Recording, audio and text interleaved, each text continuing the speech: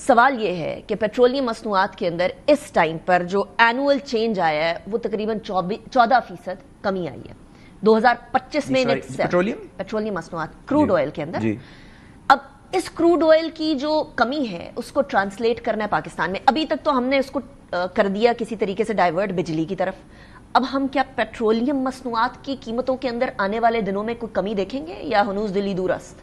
نہیں دیکھیں انیکا، پہلی بات تو یہ ہے کہ ایک یہ چیز سمجھ لیں کہ اسی حکومت کے اندر شہباز شریف صاحب تقریباً 40 روپے کی پیٹرول کی ریلیف دے چکے ہیں، اور یہ پی ڈی ایم کی جب حکومت تھی 330 روپے کے اوپر پیٹرول گیا تھا. اس کے اندر بہت بڑا کردار آپ کی جو ورلڈ مارکیٹس کے اندر تیل کی قیمت ہے اس کا ہے. بٹ میں آپ کو یہ فیکٹ پیش کروں، اس کے بعد آج بھی جو انڈیا کے اندر، سری لنکا کے اندر، بنگلہ دیش کے اندر، ان سے آپ موازنہ کر لیں، پاکستان کے اندر پیٹرول سستا ترین ہے. اس کے بعد بجلی کے اگر آپ انہی ملکوں کے ساتھ موازنہ کر لیں تو پاکستان میں بجلی مہنگی ترین ہے.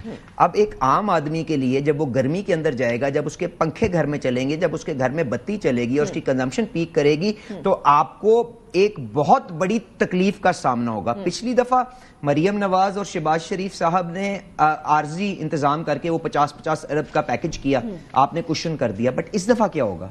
تو اس دفعہ آپ نے مستقل انتظام کرنے کے لیے آپ نے اس کو ری ڈائریکٹ کیا اور 7-7.5 روپے کی بچت آپ نے بجلی کے ٹیرف میں دی ہے اکراس آل اسپیکٹرمز. ایک تو یہ بہت بڑی اچیومنٹ ہے جس کو ہمیں دیکھنا چاہیے. دوسری بات یہ ہے کہ اب آگے پیٹرول کی قیمت کے ساتھ کیا ہونے جا رہا ہے اور آپ کو کس طرح سے کرنا ہے. اب جو دنیا کے اندر جب سے یہ ٹرمپ کی ٹیرف وارز شروع ہوئی ہیں تو بین الاقوامی منڈی کے اندر تیل جو $70 کا تھا وہ $65 کے اوپر آ گیا ہوا ہے. تو اس کی وجہ سے کچھ نہ کچھ اس کی بہتری ضرور آئے گی، جو ہم کوشش کریں گے کہ آگے عوام کو اس کو ٹرانسفر کر سکیں. اور اگر ہم اس کو کسی اور بڑے مقصد کے لیے، اب آپ نے جو بات کی، دیکھیں گزارش یہ ہے کہ آپ کے آئل مارکیٹنگ کمپنیز، آپ کی ریفائنریز، یہ سب آپٹیمل لیولز کے اوپر چل رہی ہیں. آپ کو ان کی جو گریونسز ہیں، ان کے جو مارجنز کے ہم نے بڑی دیر سے چیزیں رکھی ہیں جب قیمتیں مہنگی ہو گئی ہیں، اگر وہاں پہ چھوٹی موٹی رد و بدل کی بھی، but I think we will still have enough headroom to give relief to the public. Are you saying کہ ان کے پروفٹ مارجنز کو بڑھایا جائے گا؟ نہیں، پروفٹ مارجنز کی میں بات نہیں کر، میں آپ سے یہ کہہ رہا ہوں کہ یہاں پہ جو پیٹرول اسٹیشنز اینڈ ڈیلرز ہیں وہ آئل مارکیٹنگ کمپنیز، ریفائنریز بھی، کیونکہ یہ ایک ریگولیٹڈ بزنس کے اندر کام کرتی ہیں، ان کی طرف سے بہت یہ آواز ہے کہ آپ کو ان کو ریویو کرنا چاہیے، کیونکہ روپی ویلیوز ہیو چینجڈ. علی ملک صاحب، ان کی طرف سے آواز ہے اور یہ ہر بزنس کی طرف سے آواز ہوگی کہ ہمارا جو پروفٹ مارجن ہے اس کو بڑھا دیا جائے، لیکن آپ کو 25 کروڑ عوام کی بھی آواز آ رہی ہوگی کہ پیٹرولیم مصنوعات کی قیمتوں کے اندر بھی کمی کر دی جائے. آپ کو پتہ ہے ابھی P T I us time پر آپ کو کرٹیسائز اس بات پہ کریے کہ ہم لوگوں کا 150 روپے لیٹر پیٹرول ہوتا تھا، آپ لوگ جو ہے اس کو ہائپ پہ لے گئے. ماشاءاللہ، تو اس کا حساب بنا لینا. میں تو گھر پہ نہیں لے کے گیا، یا میرے سے پچھلے مصدق ملک صاحب تو نہیں لے کے گئے، وہ تو ایک فارمولے کے اوپر نکلتا ہے نا. اینڈ اسی لیے یہ جو سارے کا سارا کام ہے جس کے اندر آپ کو سارے سٹیک ہولڈرز کو سننا پڑتا ہے. دیکھیں، سب سے بڑی ذمہ داری یہ ہے کہ آپ کو مارکیٹ کے اندر پروڈکٹ کو اویلیبل بھی رکھنا ہے.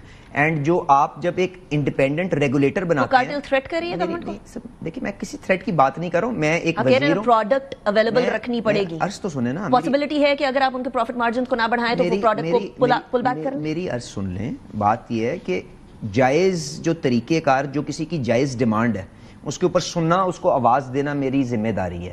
میں کنزیومر کی تکلیف کا میرے سے زیادہ کوئی بہتر نہیں جانتا، میں ہلکے کی سیاست کرتا ہوں، ٹھیک ہے. بٹ مجھے ایک بیلنس کے ساتھ ایک پبلک ہیئرنگ کے تھرو یہ سارے کا سارا فیصلہ ایک انڈیپینڈنٹ ریگولیٹر نے کرنا ہے، جس کو آپ نے کابینہ کے ذریعے، ای سی سی کے ذریعے اوگرا کو یہ امپاور کیا ہوا ہے. تو اگر کوئی کسی جگہ پہ جائز کوئی مطالبہ ہے تو اس کو اس فورم پہ رکھنا، اور وہاں سے جہاں سے پیٹرول کی ریڈکشن کی قیمت کا فیصلہ ہوتا ہے وہاں پہ اس معاملے کو ایجیٹیٹ کرنے میں کیا غلط بات ہے. تو یہ والے جو ٹاپک ہے یہ ہم ڈیٹیل میں ڈسکس کریں گے آنے والے، because there were so many things to discuss, tariff being the most important. But thank you very much علی پرویز ملک صاحب for joining me in the program. اسی کے ساتھ بریک کی طرف جائیں گے. بریک کے بعد کریں گے ہم افغانستان والے ایشو کی، جو کہ لاسٹ منتھ یعنی مارچ 31 تک ڈیڈ لائن تھی جتنے فورنرز ہیں ان کو پاکستان سے باہر بھیجنے کی. وہ ڈیڈ لائن ایکسٹینڈ ہوئی ہے، کام سلو ڈاؤن ہوا ہے. اس سال کے آخر تک پاکستان کو ان سے جو ہے وہ نجات دلانی ہے. کیسے کریں گے؟ بریک کے بعد بات کرتے ہیں.